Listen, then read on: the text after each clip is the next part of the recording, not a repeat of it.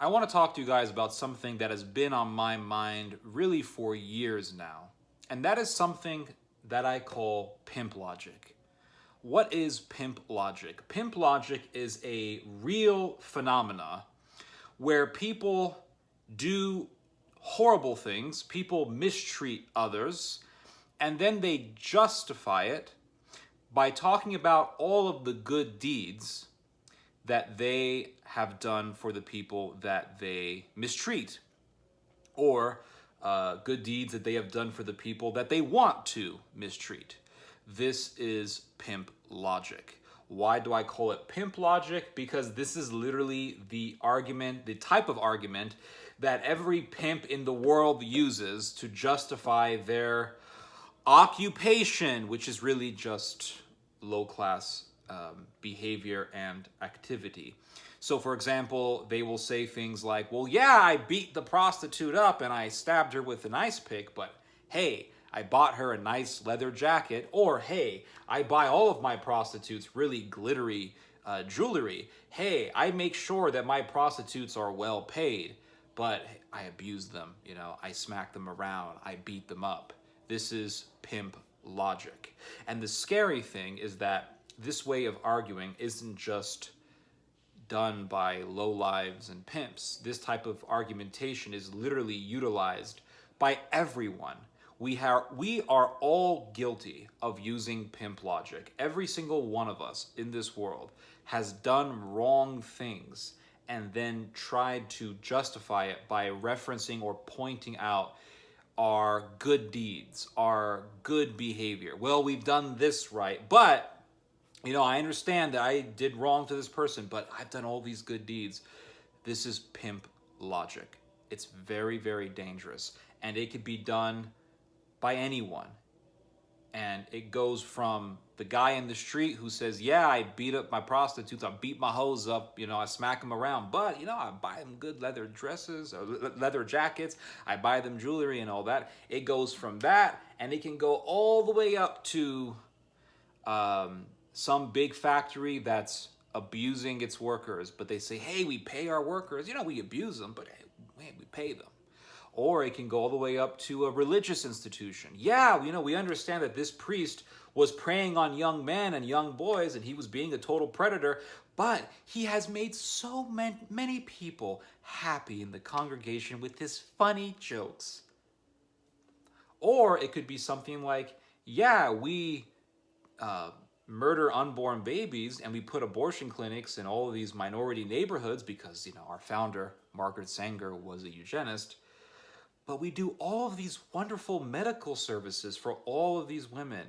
And where are these women going to go to get their medical services if not for us? If we disappear, where are they going to go? This is pimp logic.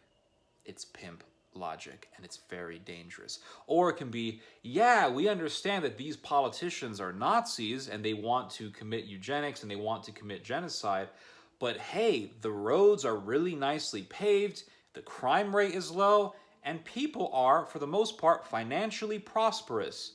This is pimp logic.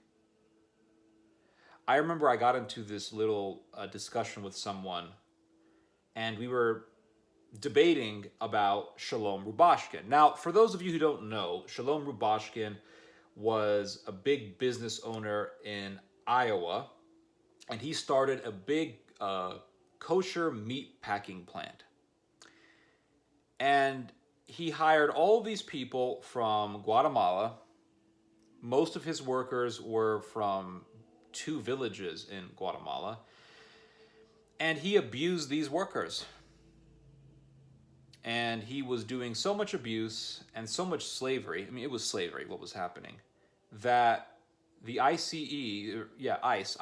had to bust the meatpacking plant in what was the biggest bust of a factory by ICE in the history of ICE.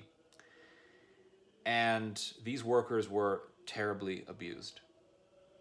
The prosecutor did not pursue having Rubashkin sentenced for breaking labor laws, but he did pursue having him sentenced for the crime of loan fraud, which he was found guilty of, and he was sentenced to prison.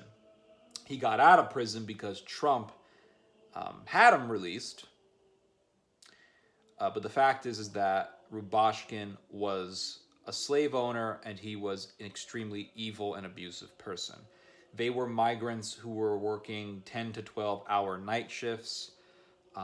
They were made to deal with these very, very sharp blades, because when you're dealing with meat, obviously they are sharp blades.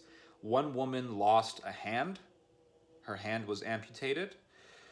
No one ever said, hey, you know, you're missing a hand. You should go home. You should go to the hospital. You should recover. No, no, no, no. She came to the factory every day. She came to the plant every day and worked her ass off.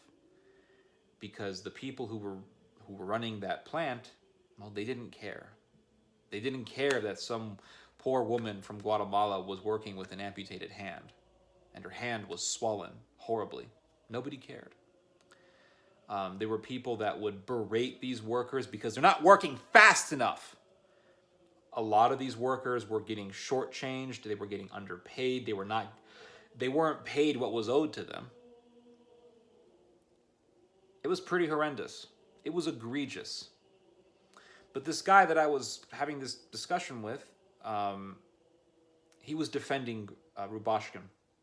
And he said, whoa, what you don't understand is that Rubashkin, he gave a lot of money to those poor migrants. And those migrants would send money back home, which is what every immigrant worker does.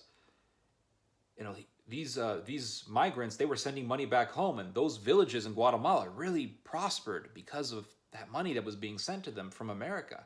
And that was all thanks to the wonderful, gracious Shalom Rubashkin. And then once Rubashkin was thrown into prison, those villages, well, they were the ones who didn't benefit. They were the ones who suffered because of that. You see, they suffered because they got rid of this guy. They put him in jail. These poor people suffered. Yeah, he was committing abuses, but still, you know, look at what happened when they got rid of him. Horrible, horrible. And I told this guy, are you saying that there were no abuses? Well, I'm not saying that. I'm just saying that, you know, people got money and, you know, they prospered. Oh, so in other words, it doesn't matter that they were being abused because, well, they were getting paid. This is pimp logic. And I told this person, I said, you know, the Nazis made the same exact arguments for Hitler's regime. Yeah, the roads, they were really, really nice under Hitler. Yeah, the crime rate was really low under Hitler.